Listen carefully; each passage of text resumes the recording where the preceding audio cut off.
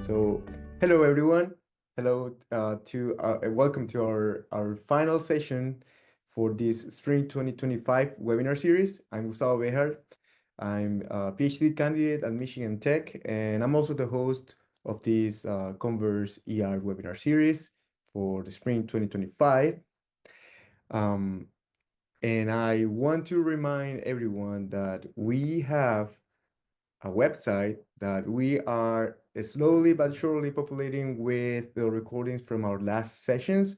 So for the Spring 2025 series, we already have Penny's, Carmen's, and Simone's presentation available on the website and on our YouTube channel.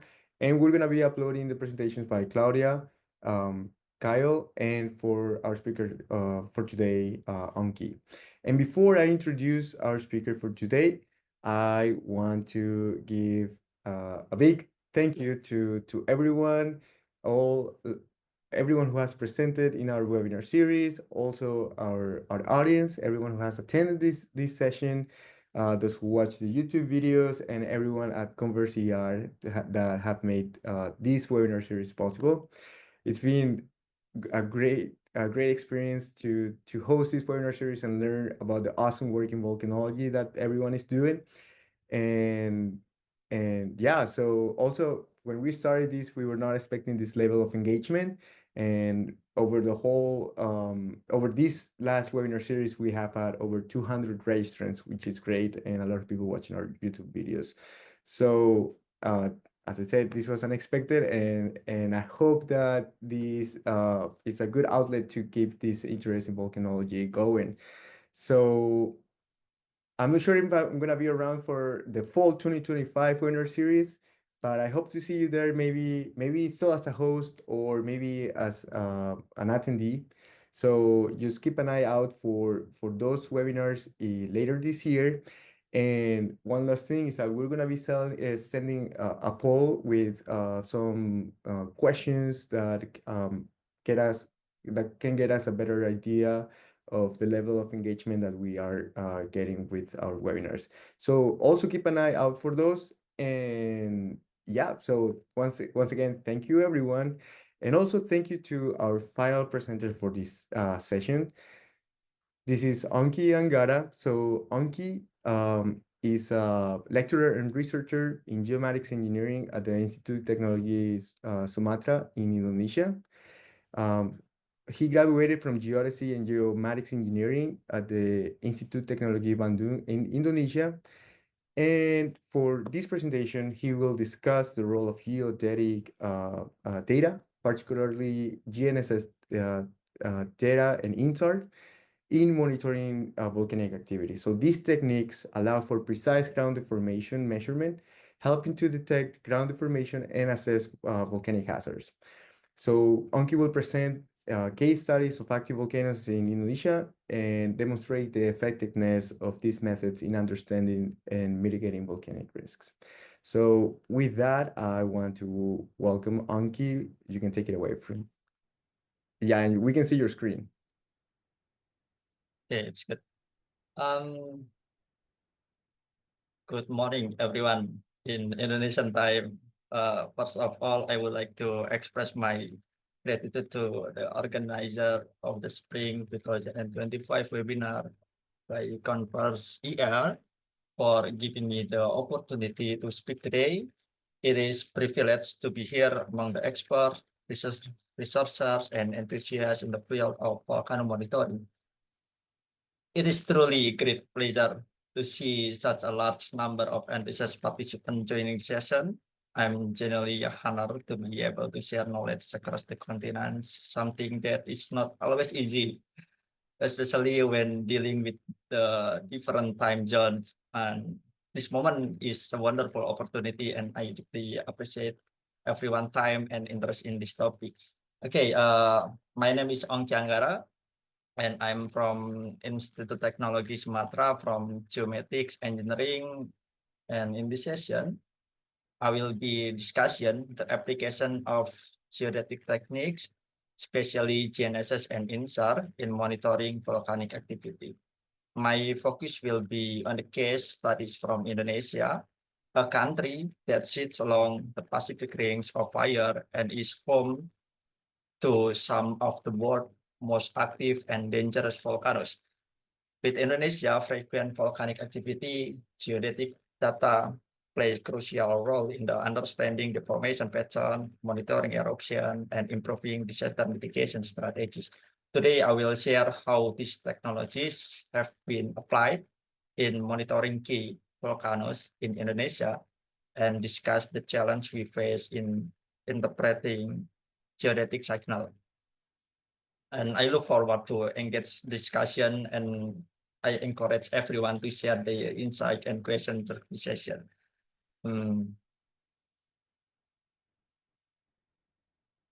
Okay, this is the content of my presentation. I will introduction active tectonic and volcanoes in Indonesia. Indonesia lies on the Pacific Rings of Fire, leading the of frequent tectonic and volcanic activity. Volcano monitoring is essential for disaster risk reduction, and I will divide into two discussion. Discussion one is about the tectonic implication, and discussion two is about the volcano. And then the geodetic methods using the GNSS and INSAR have the GNSS offer high precision time series deformation data in the point of deformation, and INSAR provide wide area ground movement detection using the satellite radar.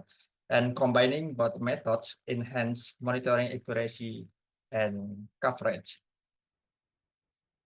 And then the third, I will talk about the application of volcano monitoring. This session I will enhance with the Indonesia studies in eruption in Semeru, and then in Sinabung and Anak Krakatau volcano, and then with the geodetic tools, INSAR and GNSS and POR.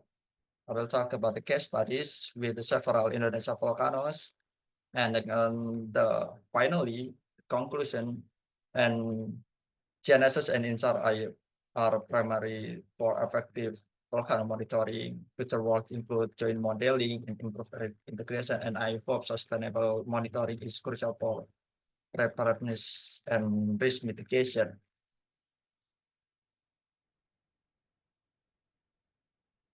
Okay, this is the map of tectonic in Indonesia.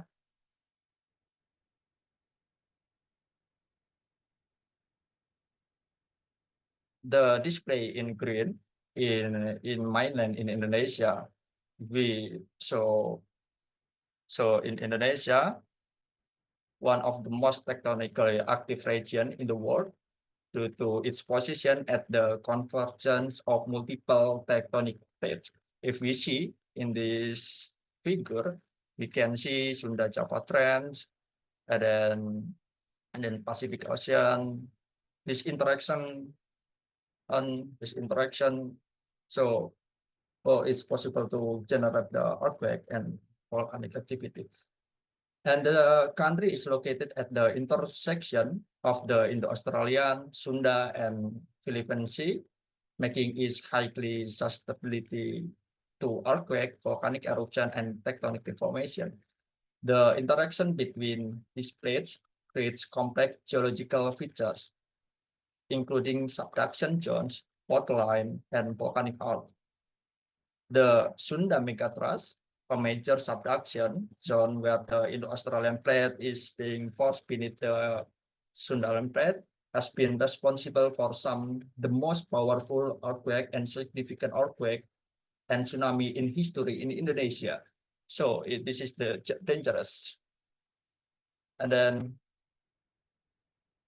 this is the Indonesia experience high seismicity activity due to its position at the convergence of multiple tectonic plates. Between the data between January 2000 until 2020, collecting data from USGS Geological Survey, show the distribution seismicity in Indonesia. Numerous earthquakes have been recorded with the highest concentration occurring along the major plate boundaries. This is the location of the major seismicity.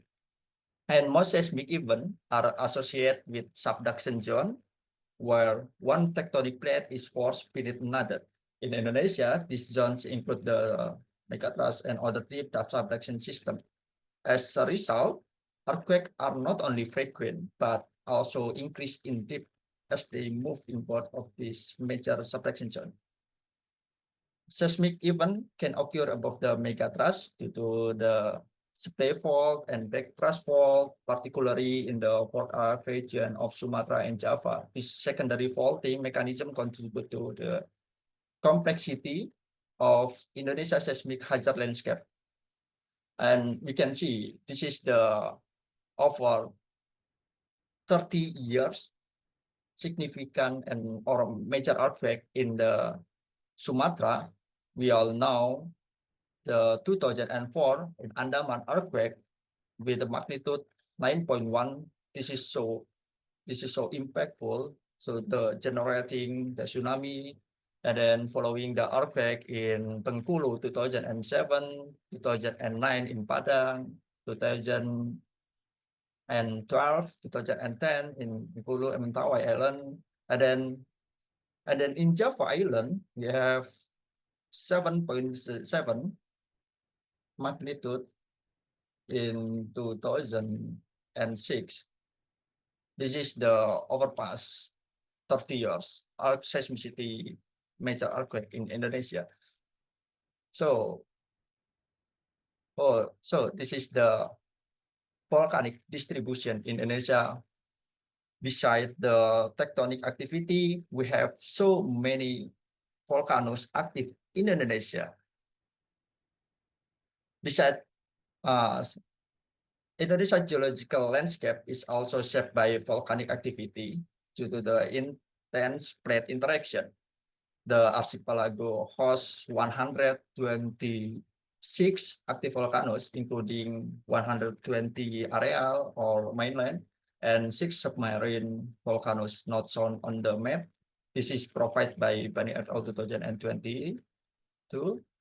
These volcanoes are classified in the true types based on their activity level.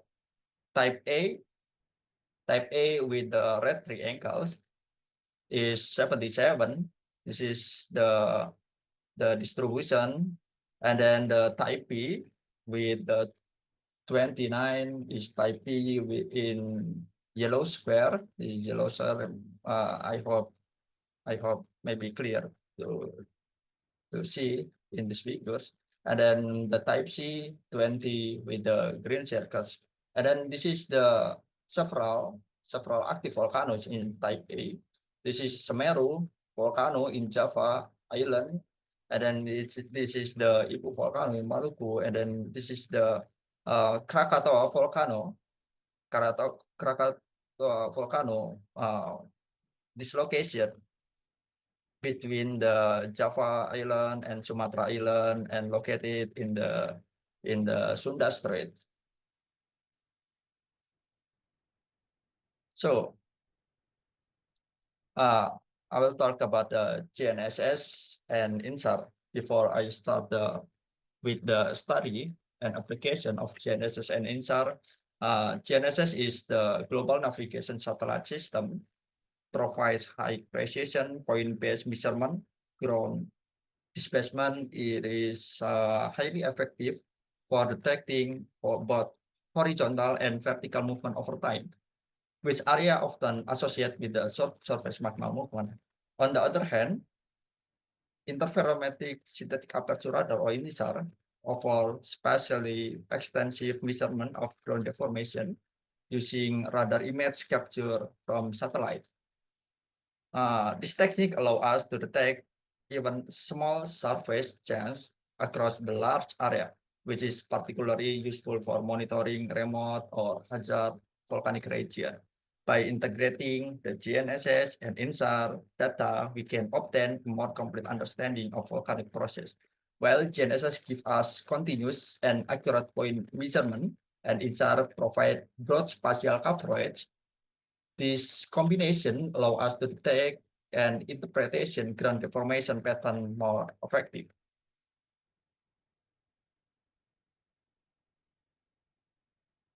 So this is the GNSS. GNSS, we all know in GPS from United States. And when we call the GNSS is combining with the signal from GPS, Galileo, GLONASS, and Beidou, and etc. This is we call the GNSS. And GNSS are satellite-based positioning technologies that provide location and timing information anywhere on Earth. The basic principle of GNSS on measuring the distance between multiple satellite and receiver by calculating the time it takes the signal to travel from the satellite to the ground receiver to determine an accurate position in 3-dimension latitude, longitude, and height. GNSS receiver typically needs a signal from at least 4 satellites. Each satellite continuously broadcasts its position and exact time the signal was transmitted. By comparing the transmission time with the reception time, the receiver can calculate how far away the satellite is. And then this is the improving how to improve GNSS measurement accuracy when we calculating the formation. To achieve the millimeter level accuracy and precision, we have the several correction with the precise data were applied. And this is the time series GNSS applying for deformation. This is the example. We're calculating continuously GNSS from 2018 until 2021. This is so trend of deformation with the 3 component north, south, east, west, and up, down. This is so the GNSS capable to study deformation because the level of accuracy until reach the millimeter level. And I will talk about the distribution of GNSS Indonesia. Yeah, in Indonesia, we have continuously operating reference station, or we call the INACORS, provided by BIG, Geospatial Information Agency Indonesia. This is the distribution, and this is the station receiver GNSS, and this is the controller. And then especially in Sumatra, we have the Sumatran GPS array sugar provided by Earth Observatory of Singapore, EOS. Yeah, this 2 data from the BIG and EOS can provide the understanding the formation in tectonic. But however, monitoring in volcanic activity provided by our agency is called by PVMBG. Unfortunately, less than 20 volcano already installed GNSS station from 126. Limited the GNSS installed in volcano. Yeah. Okay. This is the INSAR. INSAR is the active remote sensing technique using the microwave signal to create the spatial measurements image of the Earth surface. This is the SAR imaging geometries. We all know the SAR satellite direction divided into 2 are scanning in the scanning direction. And then this is the SAR imaging geometry, including the slant range. This is the illustration of slant range, ground range, incidence angle, and look angle. This is so important to calculating in the deformation with the understanding the geometry imaging SAR. And then this is the image distortion in SAR geometry. This is the tool for shortening, layover, and shadowing. This is the factor of the image distortion. Yeah. And then the upcoming NISAR satellite offers a new opportunity for geodetic and volcanic deformation studies, especially because it is using the LBNSAR and which has better penetration through vegetation and can capture slow or long wavelength ground deformation. And open access data policy, similar with the Sentinel-1, will make it widely available for research provide. This is the type of SAR satellite data is first open access data. Sentinel-1 provided by Copernicus with the using the C-band and then the temporal resolution in 12 days. So and then secondly is restrict collaboration based on SAR data is allows JAXA from the Japan, and then the third is commercial SAR data, RadarSat, Cosmo, TerraSAR, and ComSAR. This is the type of SAR satellite data can be used. Yeah, this is new opportunity because it using L-band, which has better penetration through vegetation before similar with Sentinel, but Sentinel is open access data policy will make available for researchers worldwide. Previously, Sentinel-1 was only freely accessible SAR data source, but it is limited by its C-band, which is more sensitive to vegetation and temporal decorrelation. And then NISAR L-band will significantly improve long-term monitoring, especially in tropical region like Indonesia. Yeah, this is the new opportunity for us.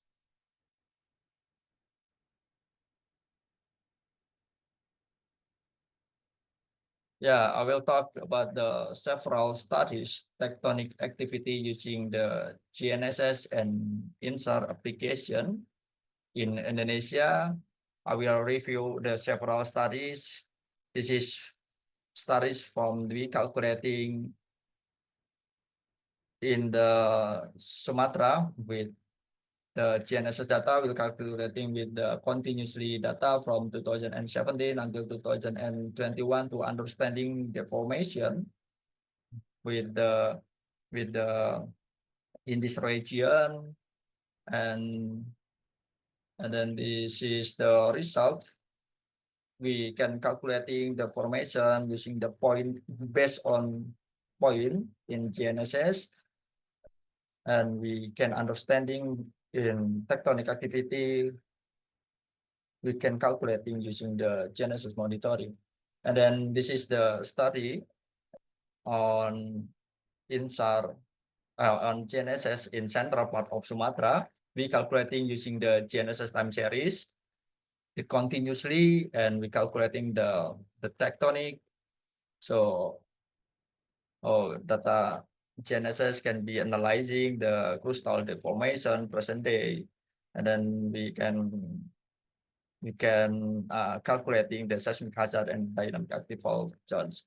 And the study is about the explain how GNSS can assess the earthquake potential. So this is the GNSS, but in the challenging of the INSAR data in Indonesia, we have calculating INSAR data with Sentinel-1, and then we calculate in Bengkulu with the earthquake 6.8, and with the coherence or correlation data with the Sentinel in the master and slave image, this is more decorrelation data. Yeah, because this is the location, so many forests and then rural vegetation in this region. But this is the challenging using the C-band Sentinel-1 in Indonesia. Yeah, and then I will talk about the volcanic activity using the GNSS INSAR application in Indonesia, and then I will compare with the research several studies from the worldwide. Okay, this is the how the GNSS calculate when the magma movement. This is the this is the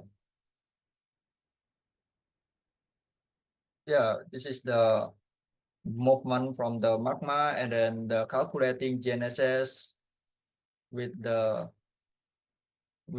to install in here, and when the calculating measure change across the surface, so when the interaction magma will be changed between the station, so change between the station is to understanding the process of deflation in inflation in volcanic. So this is the basic concept in monitoring GNSS in volcano. Yeah, this is the good publication in ground deformation in Mount Etna. Yeah, this is the time series continuously using the GNSS from the 2019 until 2020 is divided from 5 phases. Phase 1, 2, 3, and 4, indicating the inflation, but in phase 5, indicating the deflation. This is the monitoring of the volcanic activity. And then this is the distribution and or around the GNSS. In case from the Mount Etna, GNSS data was combined tilt measurement to capture deformation before and after, during, from the eruption event 2021. And this phase represent the kinematic evolution of magma pressure source and showing how GNSS effective capture long-term volcanic deformation trend. Yeah, we can see these figures from the first observation until the end of the observation, show the inflation and deflation with the time series trend. And then this is the ground deformation volcano island in Italy. This is estimating from the INSAR with the Sentinel-1. This is the ascending, and this is the descending direction.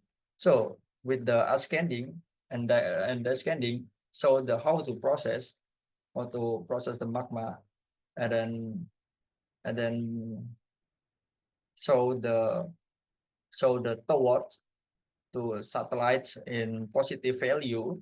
This is the positive value. So when the calculation between the ascending and descending, with better understanding how the process of magma. This is the deformation model. This is the model to analyzing how the source magma, and then with the Sentinel-1, and this is the how to volume change and cumulative from August 2021 until December 2021. This is the relationship between the formation source using the INSAR. So have the opportunity to be calculating volcanic using the INSAR.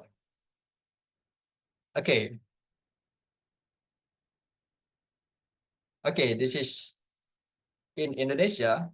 We're calculating monitoring in Sinabung. This Sinabung is located in North Sumatra Province, Indonesia, with altitude 2,060 meters. And monitoring Sinabung volcano, this is using the INSAR with the Sentinel-1A and GPS sites and as many 4 points with the LKWR and KBYK and MRDG and SNBG. This is the The SNBG is a reference point, and when we calculating method GPS positioning, use the differential, the distance between each GNSS observation point relative to the station observation of SNBG or reference in Sinabung. And the monitoring observation data from the January 2018 until 2019 occur 3 eruption. Therefore, the determination of inflation and deflation was carried out in this period before the eruption. After the eruption and between month for observation, that didn't occur eruption. Yeah, volcano deformation can also using the GNSS technique are successfully used to monitoring ground deformation and month. This is the earthquake activity from 2017 until 2019, collect from the magma 2018. This is the data, and then this is the figures of the Sinabung volcano. Yeah, this is the monitoring with the INSAR. With the Sentinel-1A, we calculating monthly from 2018. We calculating the change subsurface deformation using the Sentinel-1A, and we can be known area that deform monthly. And then this is the calculating with the GNSS, and GNSS is the suitable technique for measuring ground deformation with sub-centimeter or millimeter level. The displacement result for observation station using the GNSS. And then the result of the calculation displacement to determine inflation and deflation are present in the form of visualization on direction displacement in here. Yeah, and the blue displacement vector show the result of shifting its subduction Sinabung volcano observation station, and then the red vector direction show the projection result of the resultant displacement of its observation station crater from the Sinabung volcano. Yeah, this is the monitoring only from the GNSS station. We calculating in Sinabung volcano, and then this is the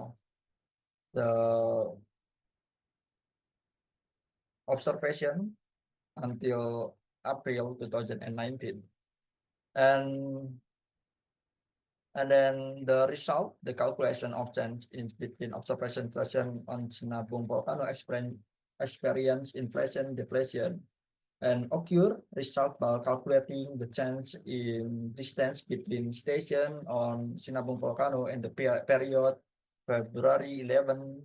This is the February 11, and then the July, August, September, and March, April. And Mount Sinabung experienced 3 eruptions, so that analysis was carried out using the factor GNSS shift on the 3 eruption schemes on February 19, 2018, significant magma resulting increase on Sinabung, and then this is the GNSS displacement, and this is the distance between observation station in each station. Yeah, this is the dominant process, inflation and deflation.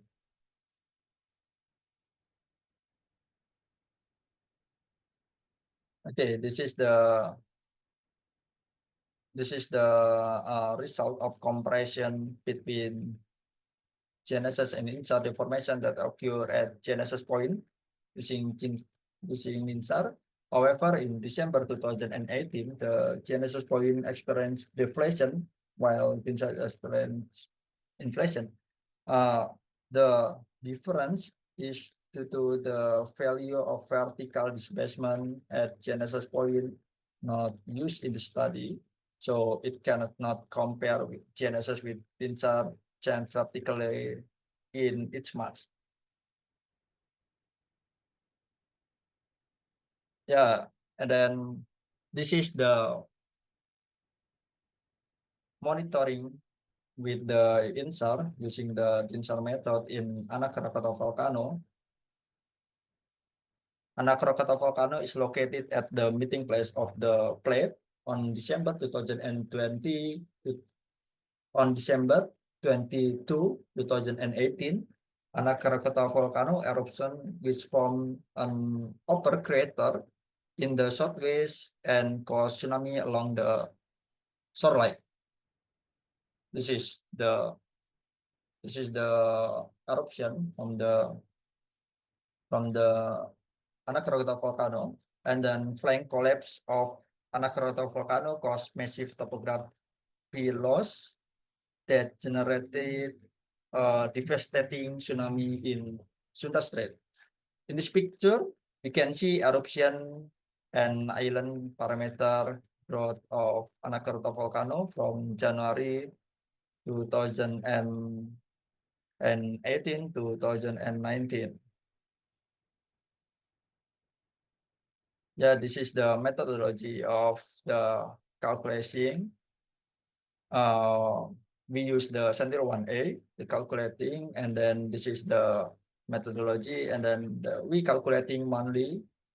This is the pre-eruption of Anak Krakatau volcano in April 2018 until 2019, so the decrease in the ground surface. And then in this period, eruption Anak Krakatau volcano in December 2018 until 2019, which is the time of eruption.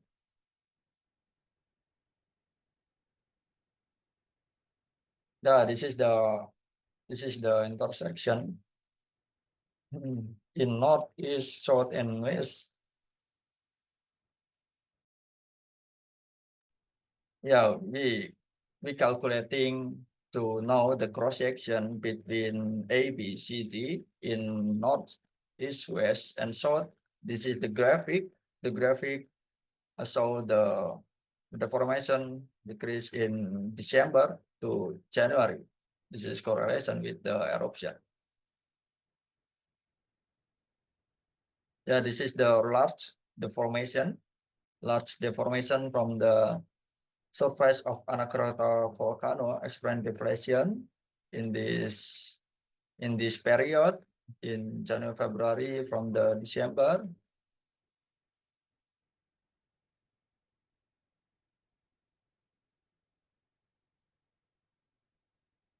And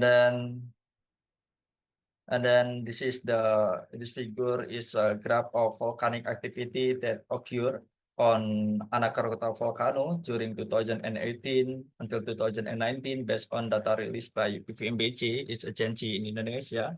It is known that volcanic activity in the form of eruption took place in June 2018 until the end of 2019. Volcanic activity in 2018 has a greater eruption time intensity compared to 2019. In November 2018 to December 2018, it has a large eruption time intensity, namely in November 2018, its eruption for 96 times, while in December 2018 eruption occurred to 29 times the magnitude of the eruption on Anak Krakatau volcano, result in deformation with large deformation in area around the crater.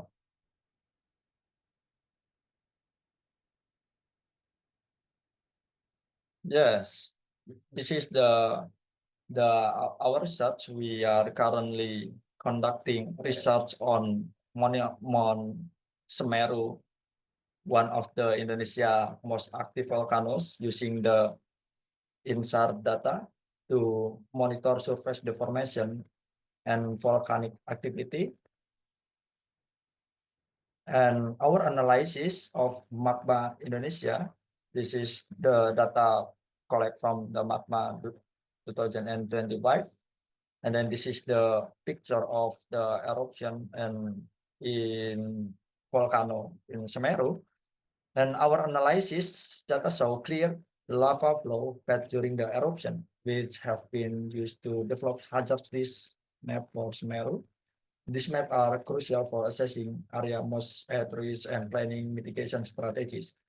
The activity graph highlight that Mount Semeru has shown persistent activity between 2015 and 2025, with increased eruption frequency from 2023 until 2025.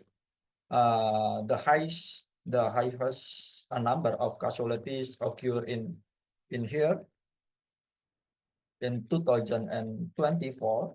Yeah, 2024, with 50 reports death due to volcanic activity. Yeah, this is the Semeru located and population density in here, density people in here nearest the volcanic activity in Semeru. And then this underscore the critical importance to continuous monitoring using the geodetic method such as INSAR to provide timely warning and reduce the disaster risk for the surrounding community. And then this is the result. And we can see the picture of the eruption in Semeru. And this is the INSAR processing from the 2015 until 2024. This is the initial research. And then he saw the correlation between the location. We calculating with the small baseline subset INSAR. Analyzing reveals clear deformation decrease around the crater of Mount Semeru in here. This deformation pattern aligned with the magma flow path during the eruption, indicating active volcanic process beneath the surface. And furthermore, the satellite imagery captured during the eruption confirm these findings. So visual evidence of lava flow and surface change along the same deformation zone. This correlation strength the interpretation that INSAR can reliably detect ground movement associated with the eruption event. As the next phase of this research, we plan to develop a source model using Mogi approach and geophysics to estimating the location and depth of the magma chamber responsible for the observed formation. Yeah, additionally, we aim to include GNSS data to strengthen the analysis by integrating INSAR and GNSS through the chain inversion. We expect to achieve a more detailed understanding of the volcanic deformation. Yeah, this is the end of the session. Geodetic method for volcano monitoring is provide the precise measurement ground deformation. And then potential for research development, we hope the studies show the geodetic data holds great potential for enhanced volcanic monitoring system with the integration with the magma source modeling. And then this is the show important collaborative opportunities with the ongoing collaboration with the research worldwide. We have opened doors to data sharing, joint analysis, and new methodologies to the communities with the Converse ER. Maybe we hope we can collaboration between in Indonesia and society in United States and then Europe.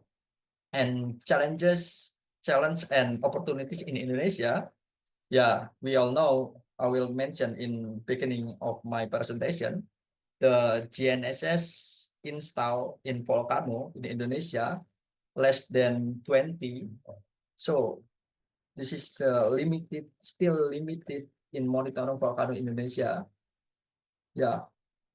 However, we can using the InSAR data to because the InSAR data bad coverage and frequent acquisition to offer alternative for monitoring active volcanoes. And yeah, this is the future.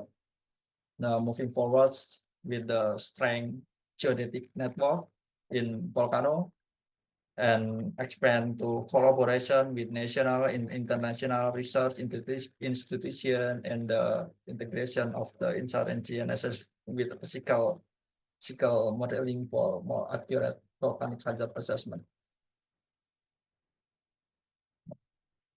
Yeah, in the future, I hope to enhance our understanding of volcanic process by applying joint impression technique that combine GNSS INSAR data, which allow us to model deformation source more accurate using approach such as multi-model, dislocation model, and other geophysical methods.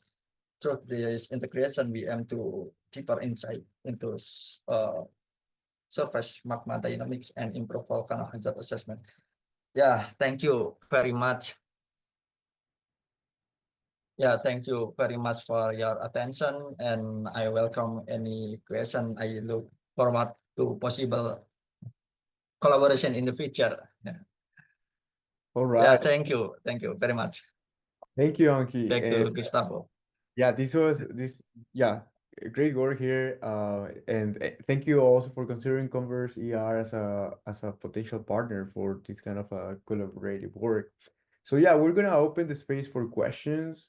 You're free to maybe unmute your microphone and say it out loud, or you can also use the chat box and type your question there. So let's see if anyone has any question.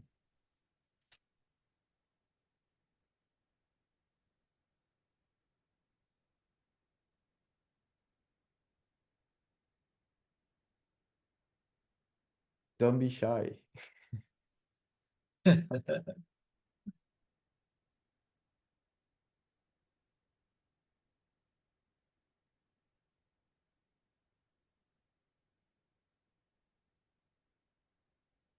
Okay, Gustavo, what time is it? Well, it's 11 p.m. here in Michigan. So yeah. Maybe people are tired. Who knows? I can ask a question. Anki, can you go back to your Mount Simeru slide, like a couple slides back where you were showing I guess it was GNSS and keep going. This is? Keep going, actually. Yeah. You had a graph that showed deaths and I couldn't quite understand. Maybe go back a little.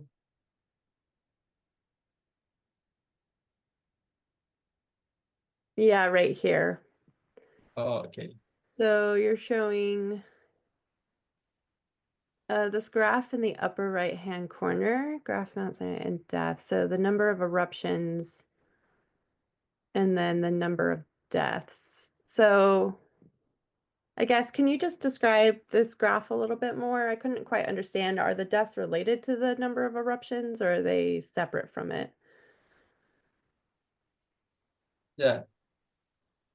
Yeah, this is the number of eruption, and when the eruption number in 2020 and 2022, this is the small eruption, but in 2040, 2023 until 2024, this is the significant eruption, and Okay. mm, Yeah, that makes sense. Sorry. this, So yeah, the significant eruptions obviously are less frequent, but those eruptions Yeah. cause major deaths. That makes sense. Okay, got it. Yeah, thank you. Awesome. Do we have any other questions? I will ask a question. Okay, Darren, go ahead. All right, next slide, Please, Anki. please, is a Darren, big- first. I will come back. Okay. Okay, can you go to the next slide? The one with the deformation overlay on the Oh, volcano. okay. Yeah. So if I understand this figure on the top right correctly, what you're overlaying is it's a deformation pattern where the red patches are a negative value. So it's over here, is it some type of deflation? Kind of curious about the kind of like linear pattern of it. Do you think it's like a subsurface dike? Is it some type of lava flow compaction or some incision of the valley? Just curious about interpretations. I think these deformation patterns are cool. I'm just curious about the source. Yeah, I totally agree. Yeah, this is the the formation, and we not yet to calculation using the modeling in magma. And the future, I hope I can calculating the source model. But in here, I present the deformation surface in with the Sentinel-1A and the combining to get the vertical movement and vertical movement to know the deformation between around the crater and the initial study from the calculation and estimation. So the correlation between the lava flows with the deformation, and I hope the future works to estimation with the source modeling in the magma. Yeah, that is there. Cool, thank you. Yeah, thank you. Yeah. Anki, thank you for your nice presentation. So I have a quick question. When we look at these deformations, is there a relation between deformation and seismicity you record on those volcanoes? Because I saw you only presented tectonic seismicity, which is related maybe to the trench, but nothing related to magma movement from beneath to surface. Maybe that also can be helpful. And did you check that also? Thank you. Yeah, thank you, Albert. And my presentation and doesn't show how to intensity seismic in volcano, but I only presentation to show the GNSS in tectonic implication, and then show the deformation, and I compare with the methodologies in the volcano, but I don't have. But I think it's more important to integration with the and correlation with the seismicity in volcano. I think is notable notes. Yeah, thank you, Albert. Yeah, thank you. All right, any other question?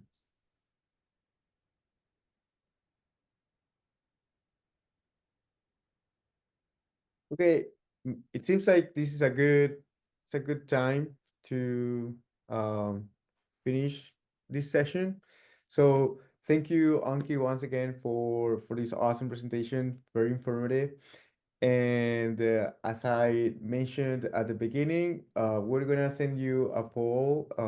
We're gonna send all the registrants to our webinar series a poll with more with some questions to get some idea of the level of engagement we've been getting with this webinar series.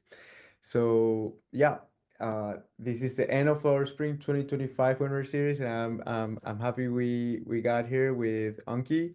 Once again, thank you, Anki, and I hope to see everyone in our fall 2025 webinar series. Goodbye. Yeah, thank you, everyone. Thank you, Gustavo.